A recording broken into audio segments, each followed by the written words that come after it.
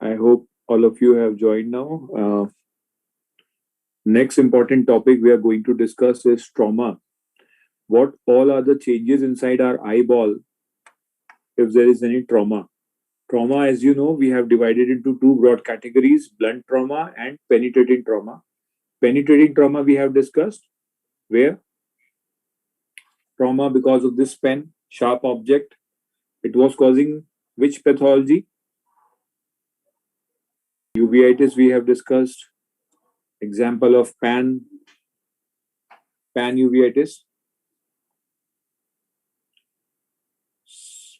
Sympathetic ophthalmitis. Sympathetic ophthalmitis was because of penetrating trauma. Remember, the trauma was to ciliary body.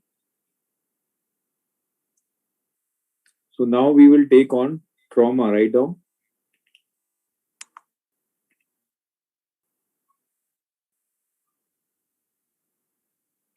First, we will discuss blunt trauma.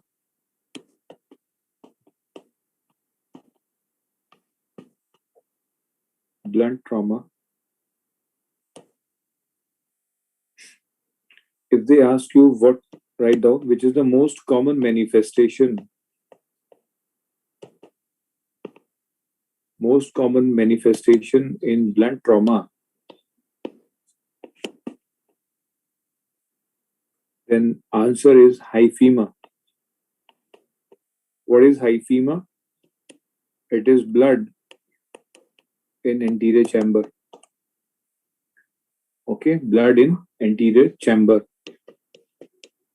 Treatment: patient is advised for head elevation to decrease the inflammation in AC. Topical steroids are given. Okay.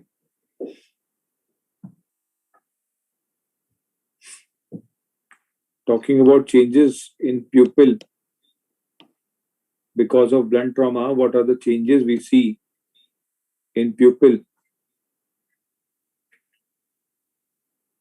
First, we will see iridodialysis.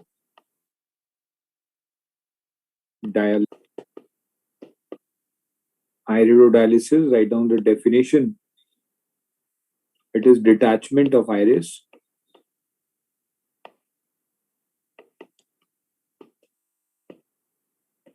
from its root. So as you know, that root is, so that is why it is prone to get detached from the root. So detachment of iris from its root is called as iridodialysis, and it will give you, it forms a D-shaped pupil. After detachment, you will get a D-shaped pupil. Okay. This is how the D-shaped pupil looks like. Somewhere is the ciliary body, right? So it is detached and it is giving D-shaped pupil. It can also be asked as direct image-based question. D-shaped pupil associated with iridodialysis seen in blunt trauma.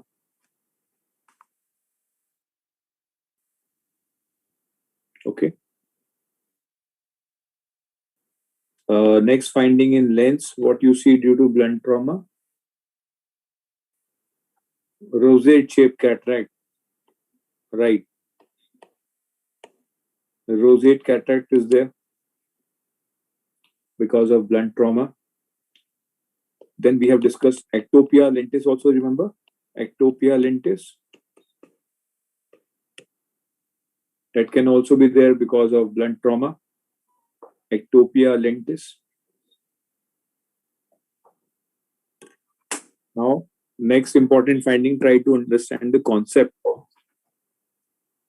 Suppose there is blunt trauma because of fist injury, fist, right? So what will happen? There is sudden compression of my eyeball. Which type of compression is there? It is anterior-posterior compression of my eyeball is there.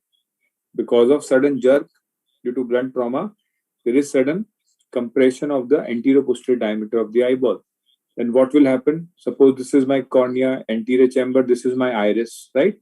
Pupil is there, right? Like this. So behind the pupil, what is present? Lens is present. So there will be sudden jerk of this iris with the anterior capsule of the lens. Okay, and when this iris separates from the anterior capsule of lens, it will leave, sir, it will leave a impression of the iris. Pupillary margin impression will be left over the anterior capsule of the lens. That leftover impression is called as Vossius ring. That is called as Vossius ring.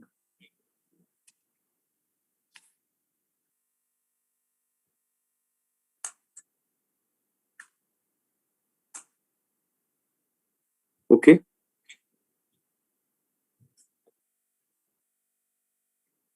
Now, how the Vossius ring look like? This is how the Vossius ring look like. Can you see the impression ring of the iris pigment on the lens capsule? If you see such ring, that means that the patient had a history of blunt trauma previously. This is called as Vossius ring. This is imprint of, write down. Vossius ring is the imprint of a meiotic pupil on the anterior capsule of the lens. On the anterior capsule of the lens.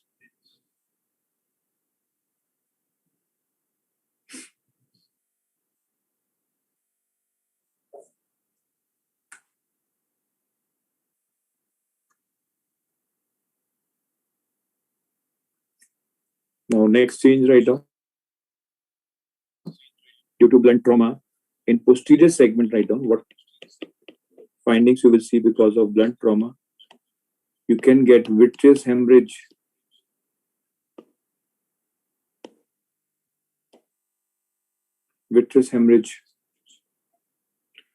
Next, we have already studied cherry red spot. Cherry red spot. I have given you the mnemonic for the differential diagnosis. Cherry red spot.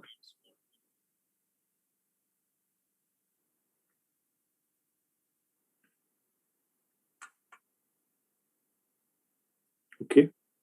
Next, write down. Next heading is orbital fractures.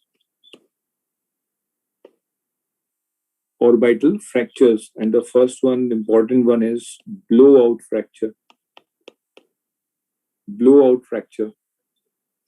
Important question. This blowout fracture usually involves floor of the orbit. Floor of the orbit. Important question. So orbit usually have 4 walls, right? Orbit has 4 walls. This is the roof of the orbit, floor of the orbit. This is the lateral wall, and this is the medial wall. So in orbital blowout fracture, which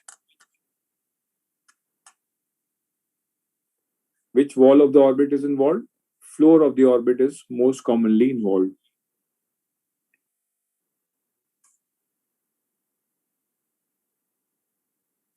Now, write down in blowout fracture on X-ray. Important question. On X-ray in blowout fracture, you will see teardrop sign. Teardrop sign is seen because of herniation of contents, eyeball contents into the antrum. You will see on X-ray teardrop sign is seen in blowout fracture.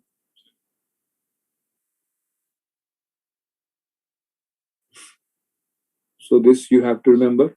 Floor of the orbit is involved in blowout fractures. Next topic is proptosis. Proptosis. What is the definition? Proptosis is forward displacement. Forward displacement of globe. Forward displacement of globe relative to orbital rim. What does it mean? This is my globe. So there is forward bulging or forward displacement of the globe relative to my orbital rim. So this is my orbital rim, right? This is my orbital rim. How you measure this forward displacement of eyeball? There is an instrument which is called as exophthalmometer. Hertel's exophthalmometer is an instrument. It is a scale on which markings are present, and the examiner stands behind the patient. He puts the scale at the lateral orbital margin and he checks the distance between the tip of the cornea and your lateral orbital rim. Okay, so write down the name of the instrument which is used to check proptosis. Write down. Protrusion is checked, or protrusion is measured as the distance from lateral orbital rim to anterior corneal surface.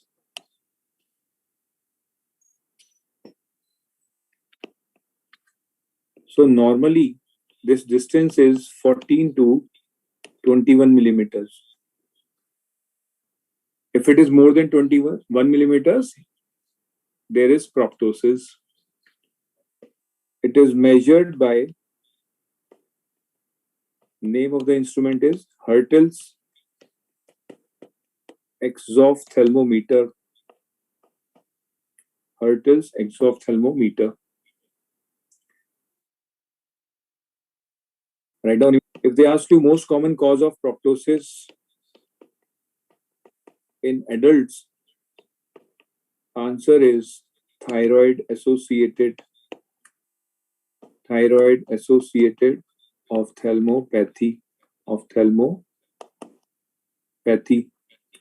Whether it is unilateral proptosis and it is bilateral proptosis, answer will be thyroid associated ophthalmopathy. Orbital rim.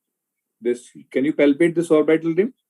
So relative to this orbital rim, the forward bulging is proptosis. Okay. How you measure proptosis? You keep a scale at the margin of the orbital rim like this, and then from here you check the distance from this orbital rim to your tip of the cornea. Normally this distance is 14 to 21 millimeters. If it is more than 21, then you coin the term as proptosis, and the name of the instrument by which you measure proptosis, that is called as Hertel's exophthalmometer.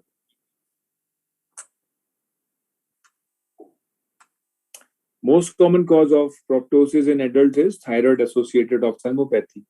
Question number 2, write down. Most common cause of proptosis in children, write down. Important question. If they ask you unilateral proptosis, then answer is orbital cellulitis.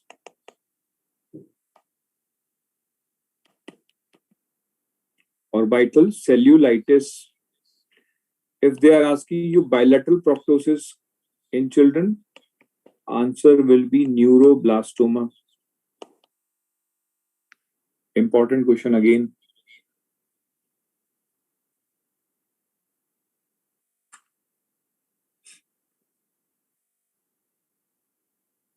Okay.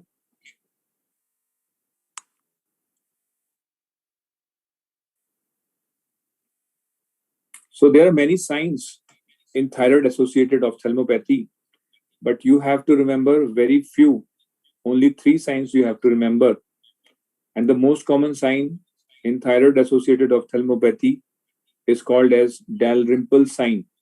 Can you see the upper eyelid is retracted? Can you appreciate? So normally your upper eyelid should cover the upper part of the cornea 2 millimeter. 2 millimeter of the cornea is covered with your upper eyelid. But here, the upper eyelid is retracted. Okay. So this is your proptosis, and this is a Dalrymple sign, which is the most common sign. So write down now.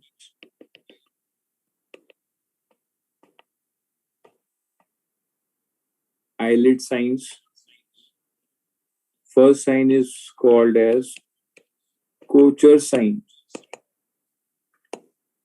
Kocher sign is staring appearance. The patient looks as if he is staring at you. Staring appearance is there in Kocher sign. And the picture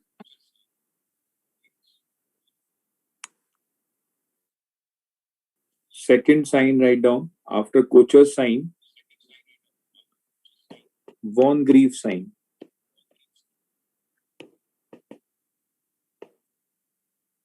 Von Grief is there is lid lag. What is lid lag? Write down the lower eyelid. The lower lid moves. It moves down slowly on down gaze position. Lower lid moves down slowly on down gaze position. That sign is called as Von Grief sign. And the third sign is your Dalrymple sign. Dalrymple sign is lid retraction. If they ask you which is the most common sign in thyroid associated ophthalmopathy, then answer will be Dalrymple sign, lid retraction.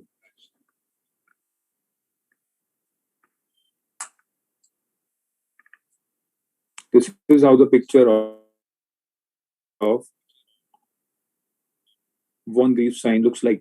When the patient is asked to look in down gaze position, the eyelid moves down very slowly. And this is your Dalrymple sign, most common sign.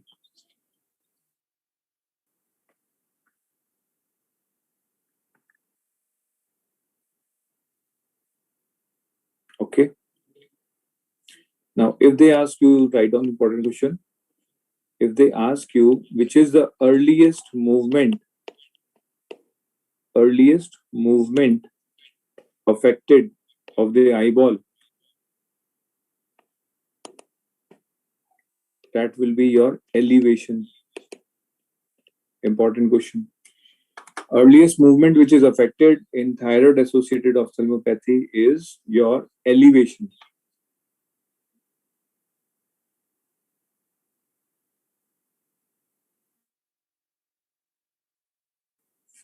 Pulsatile proptosis. Pulsatile proptosis is seen in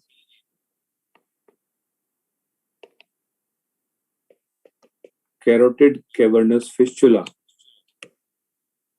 Carotid cavernous fistula.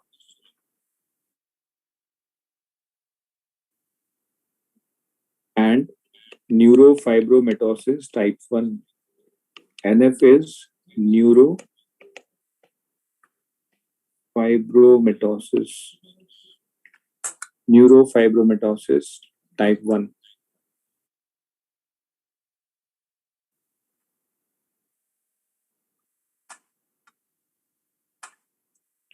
No, it is not similar to Munson sign. Munson sign was because of keratoconus, there was V-shaped conformation of the lower eyelid, right? But the eye was moving normally. In this case, the eyelid is moving slowly in down gaze position.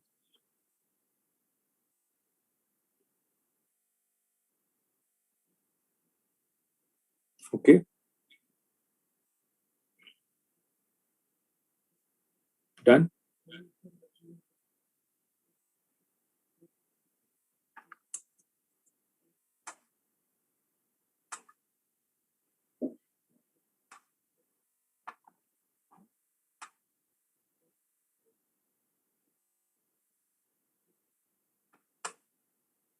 Write down next topic, blepharitis. Blepharitis. What is blepharitis? It is inflammation of lid margins. Your eyelid margin inflammation is blepharitis. It is of two types, anterior blepharitis and your posterior blepharitis. Anterior blepharitis is further of two types, squamous and ulcerative. So have you seen dandruff in eyelashes? White flakes are present in eyelashes. The patient complains of severe itching, foreign body sensation. So that is your squamous blepharitis. Dandruff is present in eyelashes. Ulcerative, scales are present.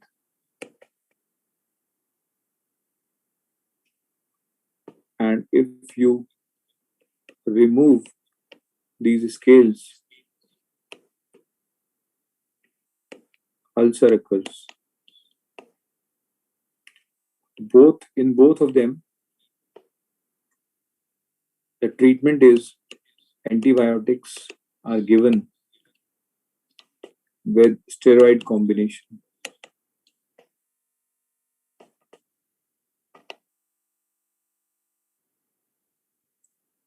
With lubricating eye drops to prevent dry eye, lubricating eye drops are also given. Posterior blepharitis is also known as mebomitis.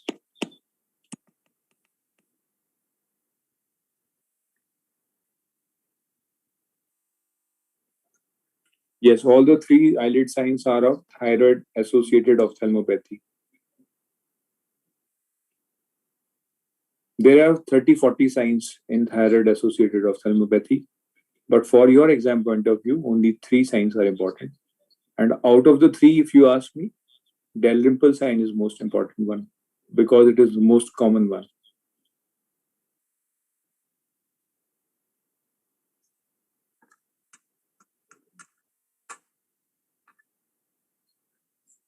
Okay.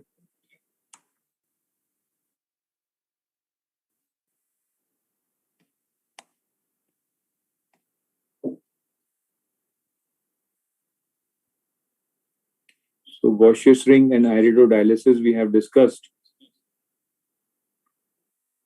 Now write down.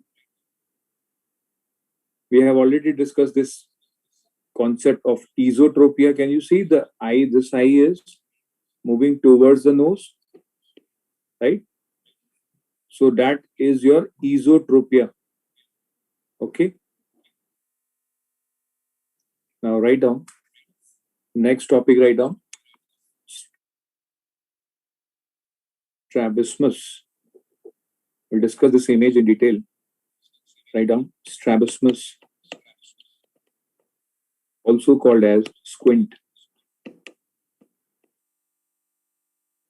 Write down the definition. It is the condition where the visual axis of two eyes do not meet at the point of fixation. At the point of fixation, that will give you squint.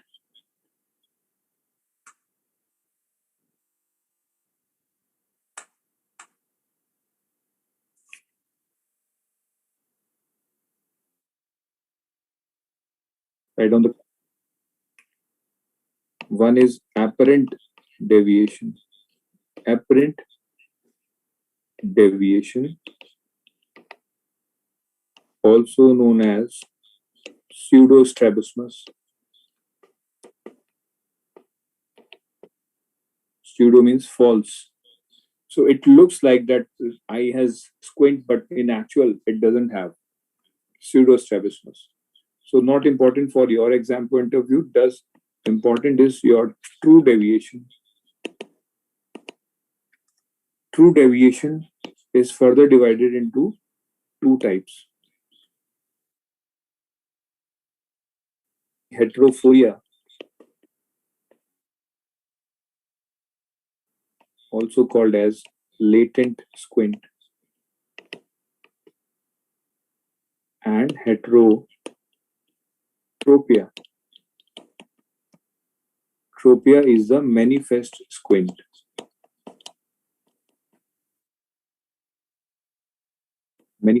What is the difference between the two? Try to.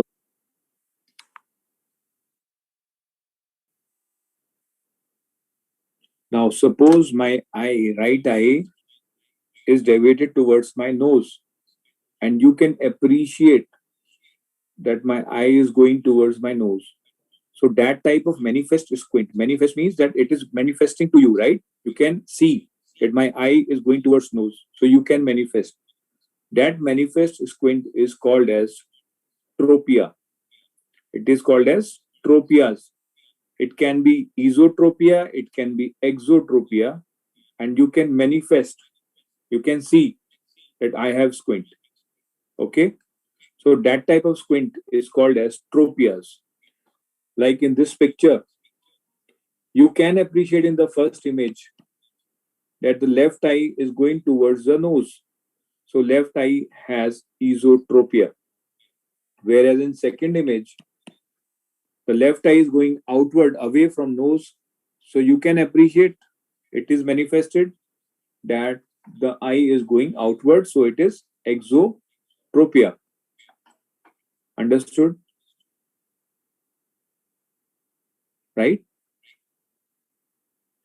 Now, what are the hidden squint? What are the phorias? Let us understand. Heterophoria. We have discussed this. Heterophoria, also called as latent squint. Latent squint. So we have discussed in amblyopia that both our eyes have very good chemistry, and one eye will be overcompensating and overworking for the loss of other eye. So they have mutual understanding between each other. Okay. So there are certain hidden squint which you cannot see with your eye that I have squint. Okay. But when there is fusion between the two eyes, you cannot see that there is any squint or deviation is there. But if you break the fusion, if you break the chemistry between the two eyes, then the squint will be manifested. Then the hidden squint will be manifested. Okay. How you will break the chemistry between the two eyes? If you cover the one eye. If you cover the one eye, the fusion between the two eyes will be broken and the hidden squint will be manifested. Clear? So those hidden squints are called as phorias. Hidden squint are called as phorias. This much is clear or not? How you will manifest, I'll tell you later. But this much is clear. Tropias and phorias, what is the basic difference? The squint which you can appreciate, which is manifesting, that is called as tropia. It can be esotropia, it can be exotropia. Whereas the hidden squint, which is not manifested, which you cannot see unless you break the chemistry between the two eyes, unless you break the fusion between the two eyes, right? So those squint are called as phorias. It can be esophoria, it can be exophoria. It can be exophoria also. So this is clear or not? Give me a thumbs up if it is clear.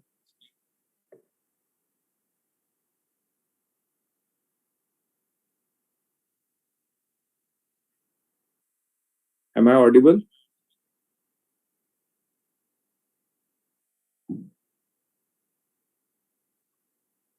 Okay. Now see this picture.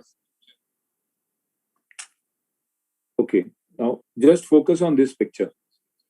Picture image number 1. This one.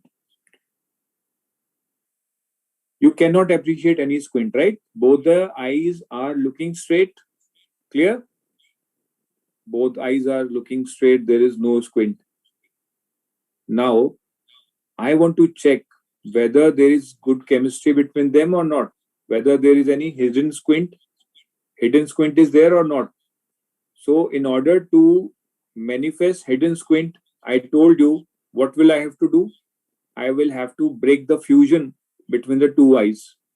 I will have to break the chemistry between the two eyes. And how I will break the chemistry fusion? I will cover one eye. I will cover the one eye. When I cover the one eye, automatically the other eye will have to focus on the object and the hidden squint will manifest. Okay. Now suppose I want to manifest the squint in this eye. I cover this eye. I cover the second eye with a cover, right? I cover this eye. Can you see the left eye is moving towards the nose? Can you appreciate? The second eye, the left eye, this is left eye. Right eye, left eye. So earlier there was no squint. And now when I cover this eye, behind the cover, can you appreciate the eye is moving towards the nose? So because this hidden squint is manifesting towards the nose and it is hidden, so that is why it is called as esophoria. That is why it is called as esophoria. Can the patient feel this? No. Patient will not be aware of this. Only the examiner can feel this. So you can check on yourself also. You ask your friend to break the fusion between the two eyes, and the hidden squint can be manifested by covering the eyes. Okay, this much is clear. Give me a thumbs up if it is clear. Basic difference between tropias and the phorias. Clear or not? Should I repeat? Basic difference. This is very important, very confusing for the students. They don't understand the basic difference between phorias and the tropias. Similarly, image number 2, no squint is there. Okay, proper alignment is there in both eyes. Now I will cover the eye and I'll see. Now because it is going exo, so it is hidden squint. So that is why the term will be exophoria. Term will be exophoria. Clear? So the name of the test is cover uncover test. When you remove this cover, what will happen? Again, the eyeball will be aligned in normal direction where it used to be. Clear or not? Give me a thumbs up if this concept is clear. Very important. If this is clear, the squint is clear to you. Basic difference between tropias and the phorias. How you manifest the squint, how you do cover uncover test. Any eye you can cover. You can check both eyes. If we cover the eye, how can we appreciate it? So you have to look behind the cover. Like this. You are covering, suppose, this eye like this.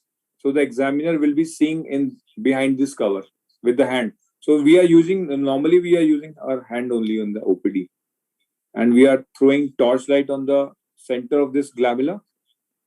And we are covering the eye like this. And then we appreciate the eye is moving or not. Clear?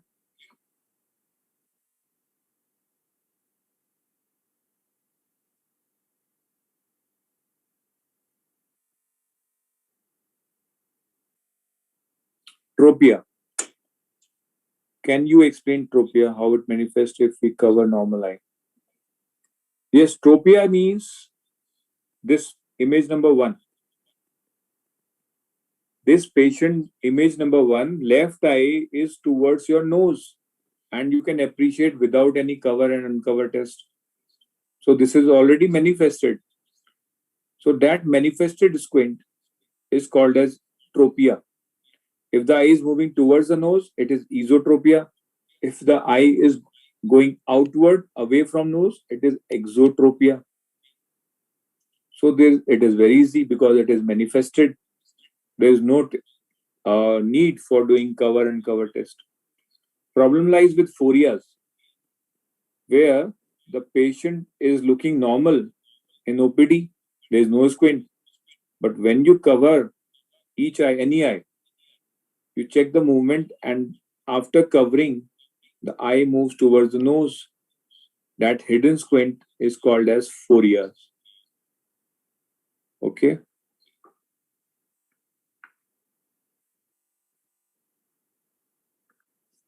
Now, next, write down in the classification only. Heterophorias are the latent squint.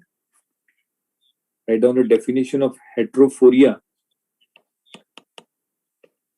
It is a tendency to squint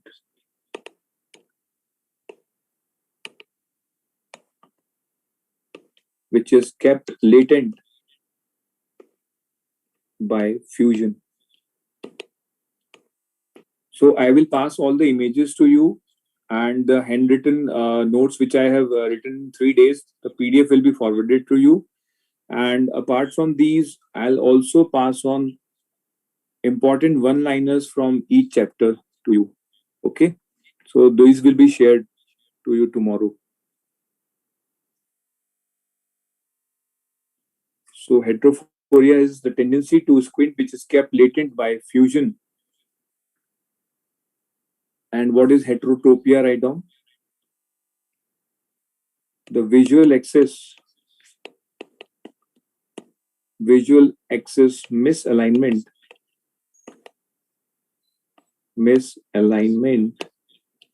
is clinically visible. It is visible clinically. Now this heterotopia or the manifest squint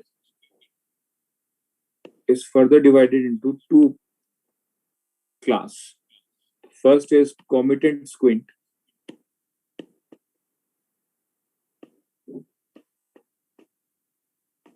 Comitant squint, and other type is called as incomitant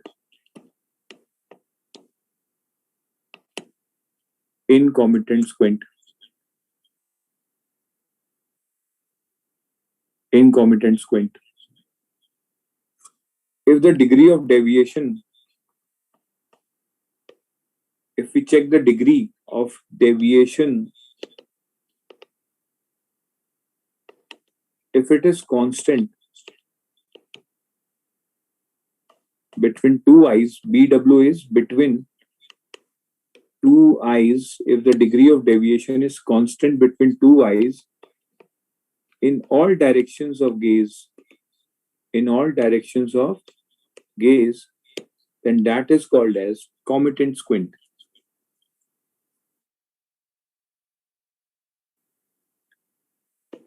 If the degree of deviation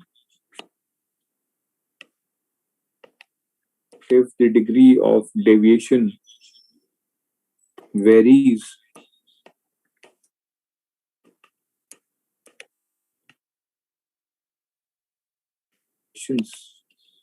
in different directions of gaze, then it is called as incomitant squint.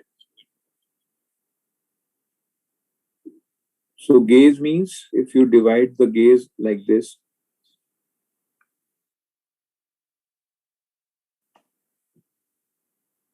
suppose this is temporal, nasal, superior, inferior. So in all directions of gaze, you will check the deviation. If it is varying, then that is called as incomitant squint.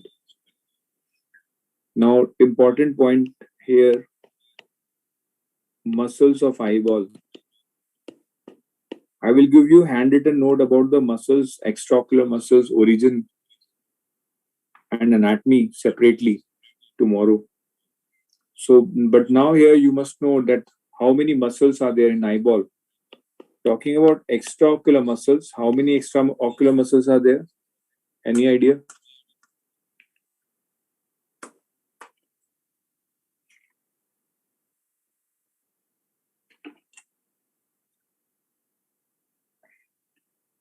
Six or seven?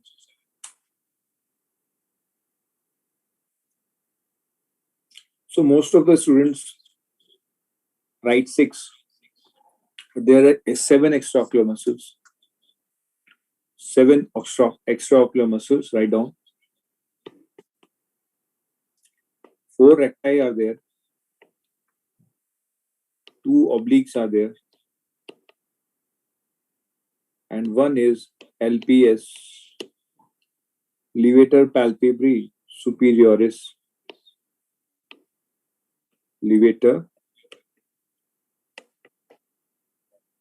palpebrae superioris.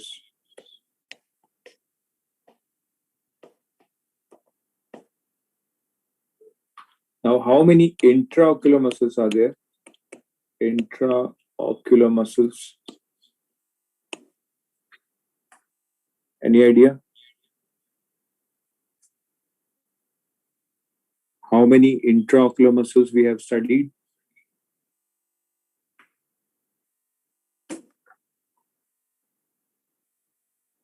No answers?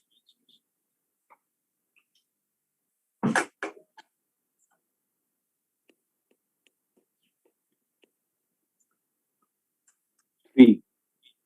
Right. First one is the ciliary muscle.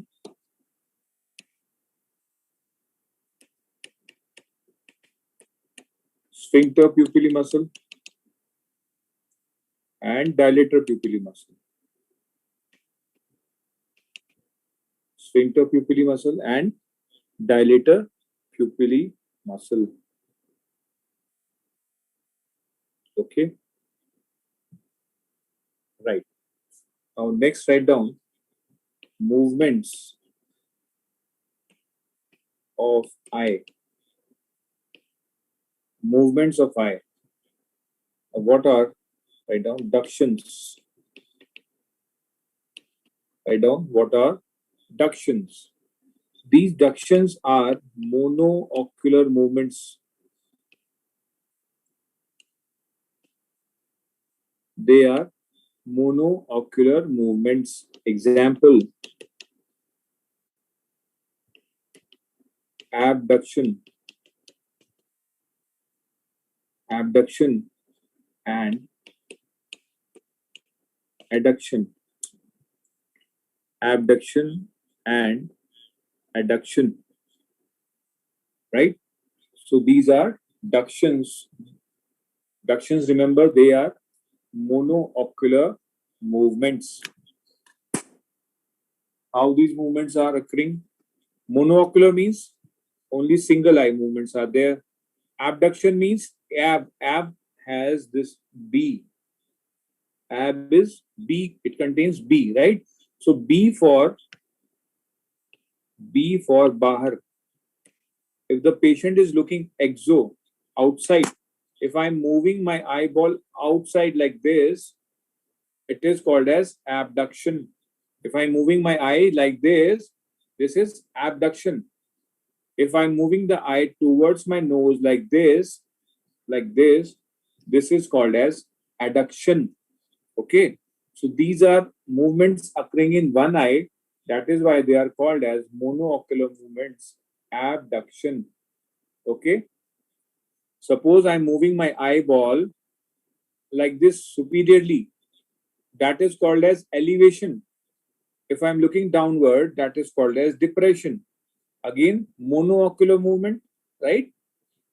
If I'm rotating my eyeball like this is suppose my eyeball, and I'm rotating my eyeball towards the nose like this. So that movement is called as intorsion. that is called as intorsion. Intorsion movement is rotating your eyeball towards the nose like this, 360-degree rotation towards your nose. If the eyeball is rotated like this towards the nose, it is called as intorsion. And the other movement is called as extorsion. Extorsion means the eyeball is moving away from the nose like this, away from the nose like this. Okay. So intorsion and extorsion, elevation and depression. These are the example of ductions, monoocular movements. Give me a thumbs up if it is clear. Three movements are clear. Abduction. But convergent is different, sir. Convergence is different. Convergence occurs in both eyes. See, if I'm converging both my eyes, so there is movement occurring in both eyes. These are not monoocular. Convergence is never monoocular. It is occurring in both eyes. So convergence occurs when both eyes converge toward nose, right? Only then. But I am talking about monoocular movements. Okay. Extorsion. Extorsion means when my eyeball is rotating away from nose. Okay. Away from nose like this, it is extorsion. If eyeball is moving towards the nose, that is called as intorsion. So it is 360-degree movement. Suppose this is the principal axis passing through my eyeball. This is the principal axis in the center, and the rotating movement is towards the nose. That is called as intorsion, and away from nose is called as extorsion. Axis intorsion is normal? Yes, it is normal. These are normal movements.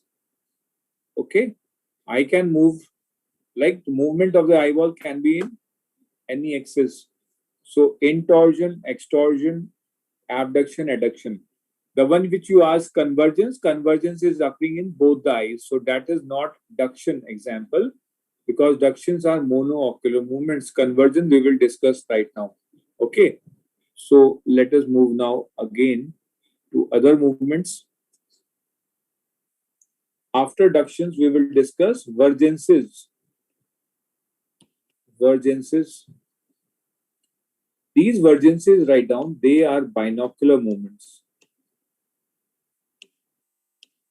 Like the one you have written just now, you were asking about convergence. So this is the example of vergences. These are binocular movements. These are binocular movements, write down. Binocular movements in opposite direction. In opposite directions. Example, convergence and divergence. Both are in different eye, both the eyes. So these are binocular movements. Suppose my eyeball is moving, both the eyes are moving outward. So that is called as divergence. And both my eyes moving towards the nose, convergence. Both has binocular movements, and they are example of vergences. Okay. So both my eyeballs, suppose they are moving outside. So these are divergence. Both the movements, binocular movement it is, and both the eyes, if it is moving towards the nose, that is your convergence.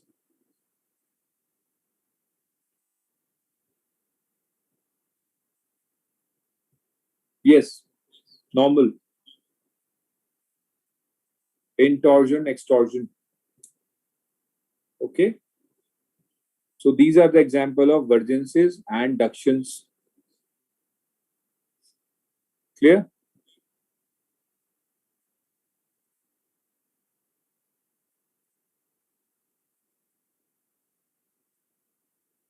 Okay. Now write down what is antagonist. Antagonist. Write down the muscles having opposite action in same eye, those are called as antagonist muscle. The best example I'll give you, suppose right eye medial rectus and right eye lateral rectus. Right eye lateral rectus. So both the movements muscles have opposite action in the same eye. We are talking about same eye. Nystagmus is not normal. Nystagmus is pathological. It is frequent pendulum-like movement of the eyeball seen in some congenital disorders, right? So that is not normal. Now we are talking about antagonist muscle in the same eye. Now suppose we are talking about right eye, the medial rectus muscle function is your abduction or adduction. Abduction, B for bahar. So abduction is outside. Medial rectus action is adduction. It moves your eyeball towards the nose, right? On the contrary, your lateral rectus muscle is action is abduction, bahar, abduction, away from the nose. So both these muscles have opposite action in the same eye. In the same eye, that is why they are called as antagonist muscle. Clear or not? Give me a thumbs up if it is clear. Antagonist muscle. Muscles having opposite action in the same eye. We are talking about same eye.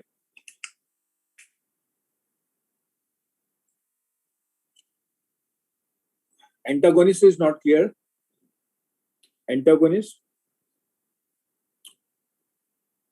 Okay, I'll try to explain again. We are talking about a group of muscle. We are talking about muscle which are antagonists to each other. Anta means opposite. Anta means opposite to each other. Right?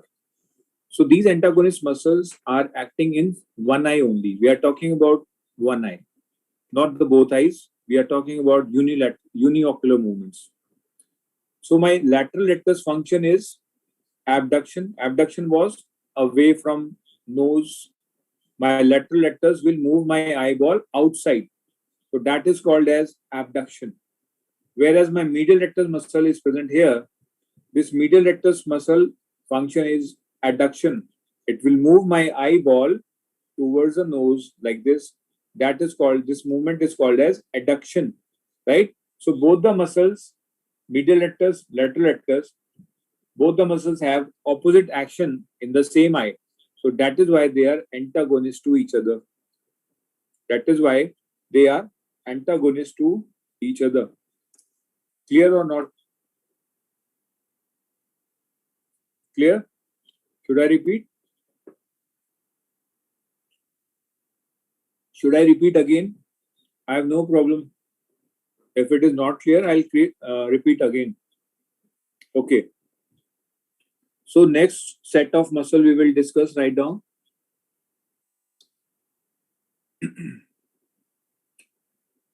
Write down. Yoke muscles. Yoke muscles.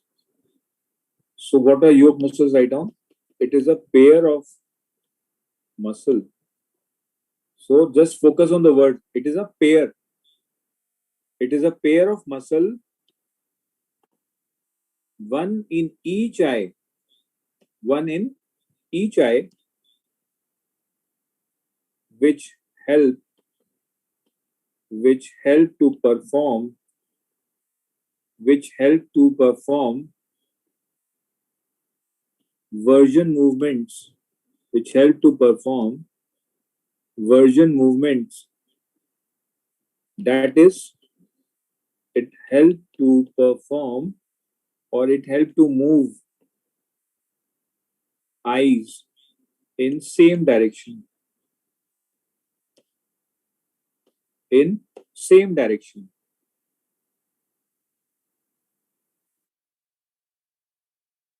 Example. Best example which I can give you is right lateral rectus and left medial rectus. Now try to understand the concept of the yoke muscle also.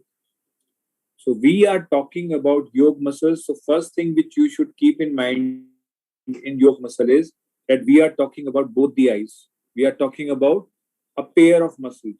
So there must be two muscles, one in each eye, one in each eye. So those muscles which are performing the movements of the eyeball in same direction, these set of muscle is called as yoke muscle.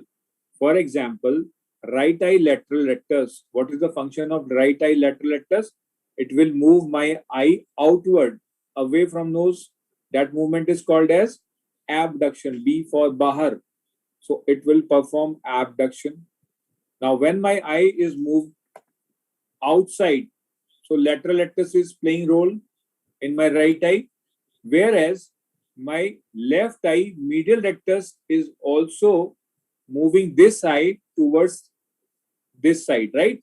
So two muscles, a pair of muscles which are keeping the eye in this direction is right eye lateral rectus, whereas left eye medial rectus is also moving my left eye towards this direction. So these pair of muscle are called as yoke muscles, which help to move the eyes in same direction. Clear or not? Give me a thumbs up if it is clear. Give me a thumbs up. So remember, yoke muscle is a pair of muscle. It is not a single muscle. It is not uniocular. The movement is binocular. You have to look in this direction. So both eyes are moving. Okay, both eyes are moving. One eye lateral rectus, the left eye medial rectus is moving this eye. Okay, clear?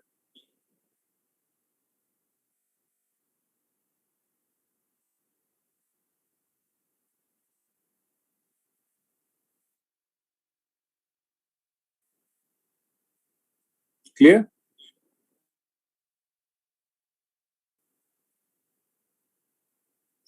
So yoke muscles are important for your exam point of view.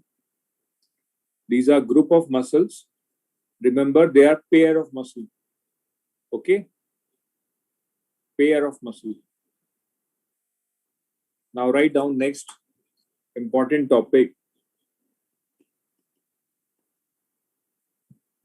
disorder of eyelashes. In the disorder of eyelashes, the one which we will discuss right now is your trichiasis. Trichiasis is your in turning of eyelashes. In turning of eyelashes is called as in turning of eyelashes. How can binocular movement move in opposite direction? No, we are not talking about opposite direction. Na? We are talking about the movement in same direction. Like in convergence also, we were in same.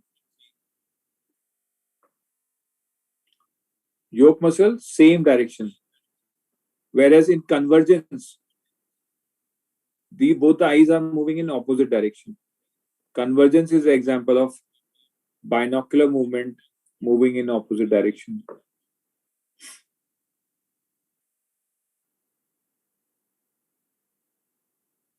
Yes. In convergence, they are moving in opposite direction. Na?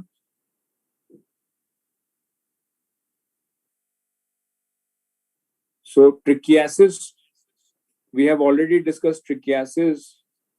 Where we have discussed? Trachoma. Trachoma, right? So trichiasis means when your eyelashes, suppose this is my lower lid eyelashes, right? If this eyelid is turned inward towards the globe, what will happen? My eyelashes will be rubbing over my cornea. My eyelashes will rub over my cornea if my lower eyelid is turned inward. Similarly, if my upper eyelid lid margin is turned inward, what will happen? My eyelashes will start rubbing over my cornea. So what will be the symptom in trichiasis? If my lashes are rubbing over the cornea, I will have complaint of severe itching, severe foreign body sensation, watering will be there. Okay. Now later on, what will happen? The cornea will develop corneal ulcer. Corneal ulcer will develop. Okay. Later on, if it is not treated, it can be conjunctiva as well as it can also rub on the cornea. Cornea, conjunctiva is not present on cornea. Conjunctiva is covering your sclera. So it can rub over your conjunctiva also, bulbar conjunctiva, and it can touch over your cornea also. Okay. So trichiasis is interning of eyelashes. Treatment is epilation. You have to pluck the eyelashes. What is the term? Medrosis means, write down. Medrosis. Medrosis is loss of eyelashes. Loss of eyelashes is called as medrosis. Seen in leprosy, we commonly see it as in leprosy. Now, next term is called as poliosis. Poliosis means premature, localized whitening of eyelashes.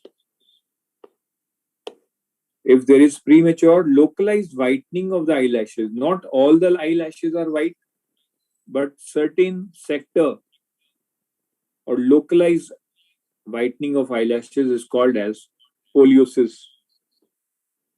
What is tylosis? Tylosis is your thickening of eyelid margin. Thickening of your eyelid margin is called as tylosis. So cornea was not covered. Someone has asked me, cornea was not covered by conjunctiva. Yes, obviously cornea is not covered by conjunctiva. Epithelium of the cornea is directly exposed to the air. Okay. Conjunctiva is limited to the limbus only. It is not encroaching over the cornea. If conjunctiva comes over the cornea, that is a pathological disorder called as conjunctivalization of cornea. So that is not normal. It is seen in chemical injuries.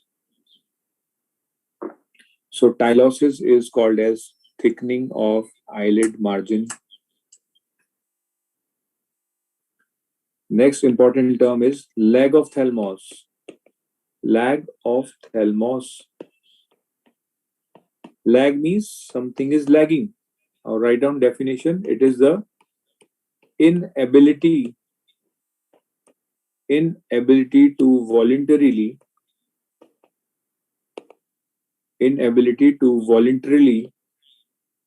close the eyelids. Inability to voluntarily close the eyelids. This lag of thalamus, this lag of thalamus thing is inability to voluntarily close the eyelid. Your eyelid won't be closed completely. So if your eyelid is not closed completely, voluntarily also, what will happen? It can lead to exposure keratitis.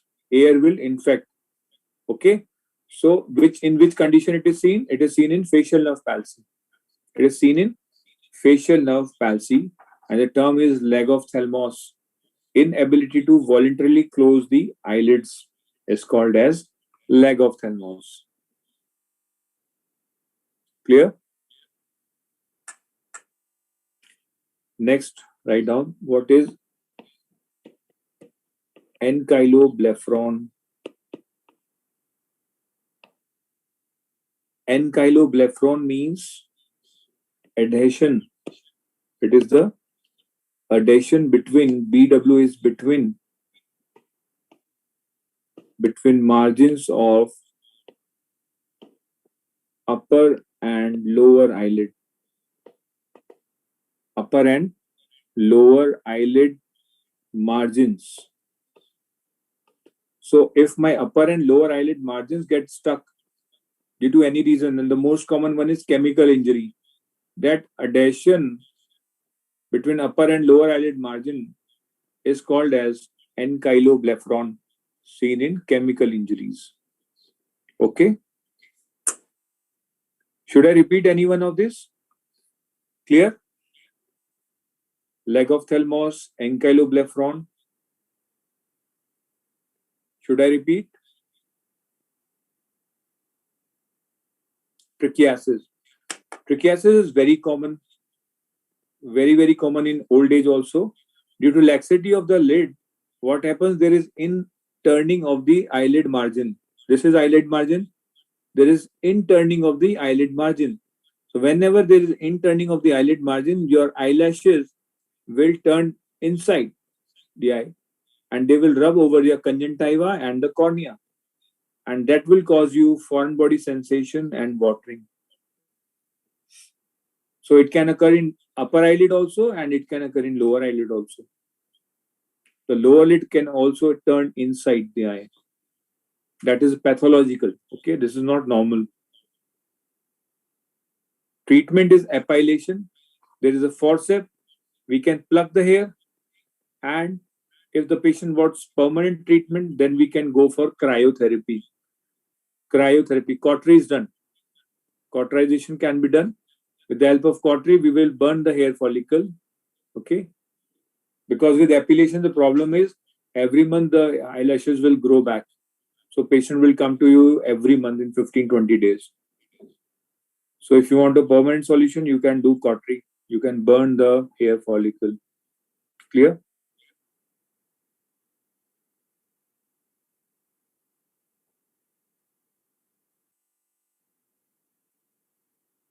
Clear?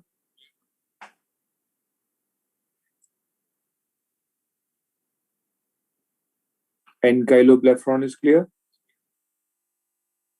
So after ankyloblephron, write down next term is, last one is symblyferon.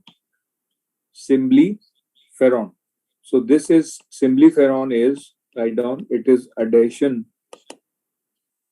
It is adhesion between your palpebral conjunctiva, and your bulbar conjunctiva.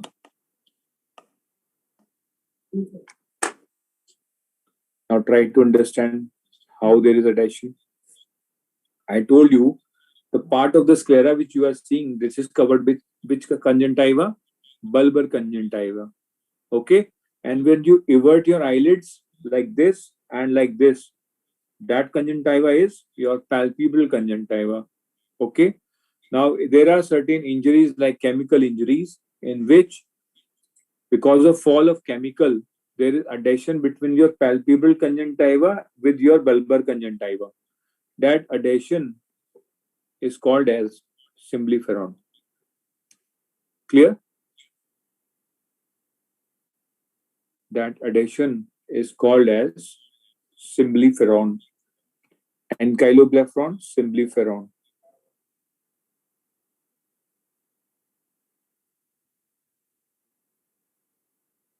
Clear?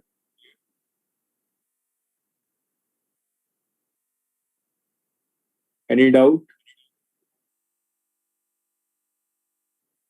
So next, write down last topic, chemical injuries.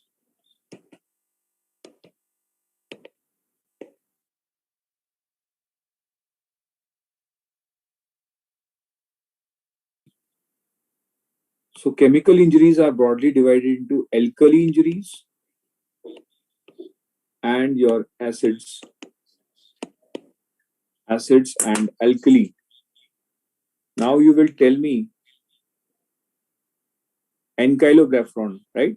So I have told you that this is my sclera, right? White part is sclera. So the conjunctiva which is covering my sclera, that the name of that conjunctiva is bulbar conjunctiva. What is the location of palpebral conjunctiva? If I invert this lid, this conjunctiva is palpebral. If I invert my upper lid, that conjunctiva is palpebral. So ankylobrephron is the adhesion between. Sorry, you are asking for about ankylobrephron, right? Sorry. Ankylobrephron is adhesion between upper eyelid margin and your lower eyelid margin like this. So both the eyelids will close. Symblepharon was adhesion between bulbar conjunctiva and your palpebral conjunctiva. Ankylobrephron, upper eyelid margin, lower eyelid margin, both adhesion, complete close. Eyelids are closed.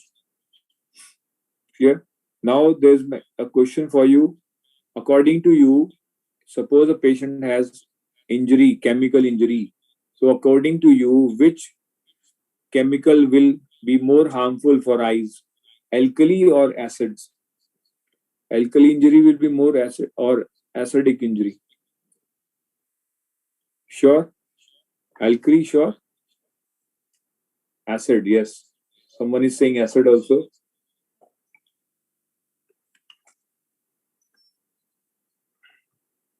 Acid is also coming, right? Okay. So answer is alkali. Answer is alkali injuries are more dangerous for eyes. Write down why.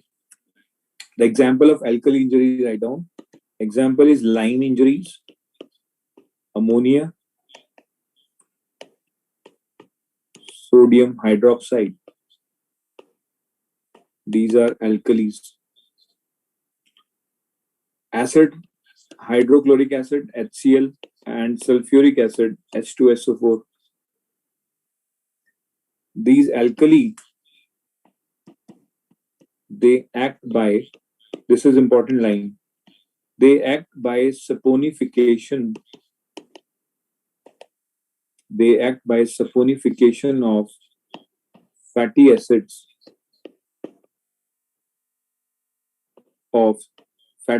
of cell membrane,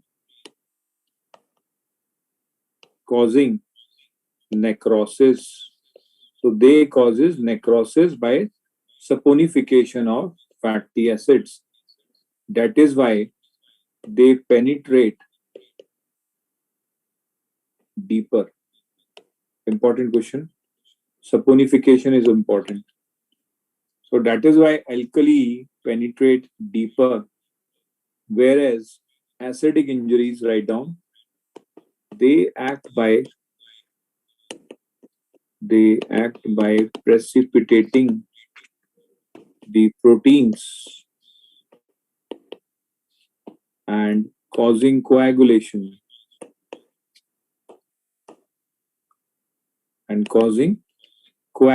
of protein. That is why due to coagulation, they do not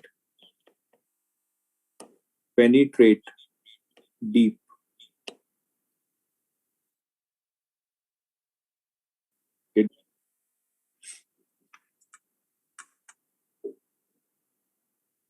Okay, so this much is important in your alkali. Treatment is not important.